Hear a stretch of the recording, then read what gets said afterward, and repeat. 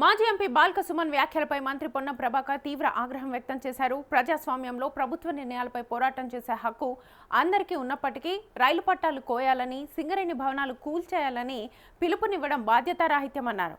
మాజీ ఎంపీగా పనిచేసిన వ్యక్తి ఇలాంటి వ్యాఖ్యలు చేయడం ఆశ్చర్యకరమని, ఇది రాజకీయ ఉన్మాదానికి నిదర్శనమని విమర్శించారు.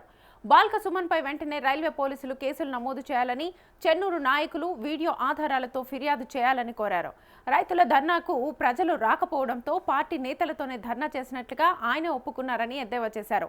బీఆర్ఎస్ పార్టీ వెంటనే స్పందించి బాల్క సుమన్ను పార్టీ నుంచి బహిష్కరించాలని డిమాండ్ చేశారు.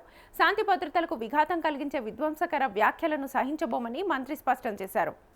ప్రజాస్వామ్యంలో బాధ్యతగా ప్రజా సమస్యల మీద, ప్రభుత్వ నిర్ణయాల మీద విభేదించి చట్టము మనకున్నబడినటువంటి ప్రజా అంశాల మీద పోరాటం చేసే హక్కు ఎవరికైనా ఉంది.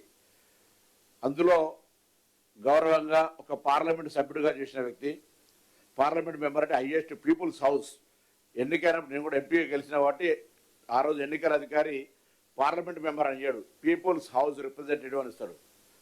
అది జాతీయ సంపద రైల్వే పట్టాలు కోసేయమని చెప్తా ఉంటుంటే నాకు ఆశ్చర్యం అనిపించింది.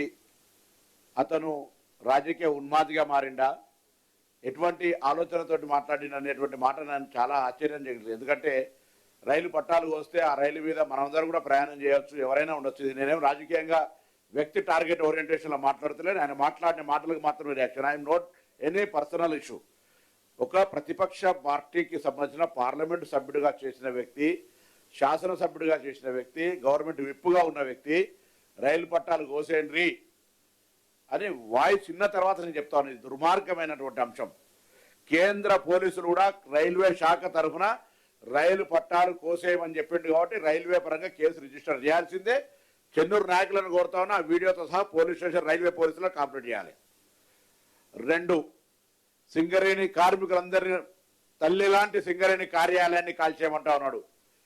ఇన్ని లక్షల మందికి ఉపాధినిచ్చేటువంటి సింగరేణి సంస్థ, ఆ ప్రాంతం నుంచి శాసనసభ్యుడిగా పార్లమెంట్ మెంబర్ గెలిచిన మీరు తల్లి లాంటి సింగరేణి సంస్థను పేల్చేయమని చెప్తా ఉన్నాం.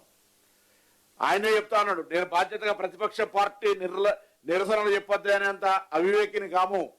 ఈ ప్రభుత్వం ప్రజాస్వామికంగా ఉద్యమాలు చేయడానికి అవకాశం ఇస్తుంది. స్వయంగా వారే చెప్తా ఉన్నారు, ఇంత పెద్ద ధర్నా చేస్తే 5 రైతులు రాలేని, మీ రైతుల ధర్నా పొలిటికల్ డ్రామా మీ ఇంట్రెస్ట్ జరుగుతుందని నువ్వే స్పీచ్లో చెప్పిన 5 రాలే రైతులని.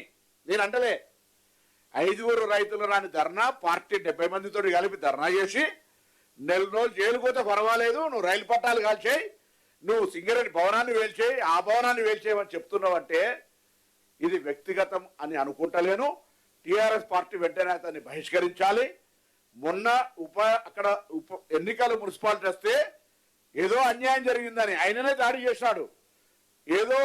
మేమేదో అణిచివేసినామని చెప్పి జైల్లో పడితే మొత్తం మంది నాయకత్వం అంతా పోయి మద్దతు ఇచ్చారు. ఇవాళ పార్టీ స్పందించాలి. ఆయన మాట్లాడిన మాటల్ని పార్టీగా భావిస్తా ఉన్నాం, టీఆర్ఎస్ పార్టీ వ్యాఖ్యలుగా భావిస్తా ఉన్నాం.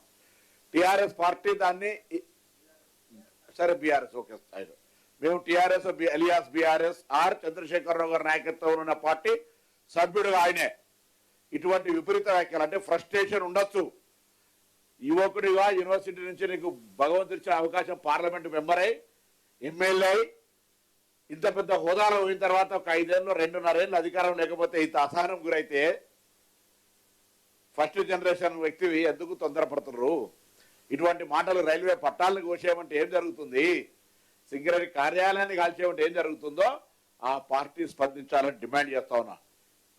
It's a time. తెలంగాణ ప్రజలు ఆలోచన చేయాలి. 10 ఏళ్ళు అణిచివేస్తే, అనేక వందల సార్లు హౌస్ అరెస్ట్ చేస్తే, ఉద్యమం చేయకుండా తెలంగాణ చౌక్ను ఎత్తేస్తే, ఇందిరా పార్క్ దగ్గర ఉద్యమ గడ్డ ఎత్తేస్తే కూడా అనేక సందర్భాల్లో ప్రభుత్వ విధానాల పట్ల నిరసన చెప్పినాం, ప్రొటెస్ట్ చేసినాం. మీరు కూడా ప్రొటెస్ట్ చేసే హక్కు ఉంది. ప్రభుత్వం ఎన్నిసార్లు చెప్పిన వింటలేరు. ప్రభుత్వం మీరు చెప్పినట్టు ఆడితే ఆడు, పాడితే పాడుమనేది కాదు. మీరు ఆ అన్ని అంశాలు, మేము ఒకవేళ పొరపాట్లు చేస్తే పొరపాట్లన్నీ జమై ప్రజల దగ్గరికి పోయి ప్రజా కోర్టులో ఓటు రూపంలో మీరు ప్రజలకు చైతన్యపరిచేయండి.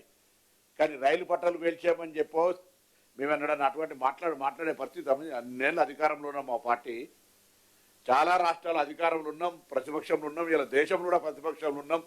దేశంలో అధికారాన్ని ఎక్కువ సంవత్సరాలు పాలించింది మేమే. అటువంటి అసహనం, ఫ్రస్ట్రేషన్ ఉంటే ఈ దేశం నడుస్తుందా? శాంతి భద్రత విఘాతం కలిగే మాటలు ఏదైనా రాజకీయ పార్టీ మాట్లాడితే ఆ రాజకీయ పార్టీ చూస్తూ ఊరుకుంటే ఇది వాళ్ళ పార్టీకి సంబంధించినటువంటి స్టాండ్గా మేము గుర్తించే పరిస్థితి వస్తే ఏం కర్మ ఇది? ప్రజలు గమనించాలని కోరుతాను.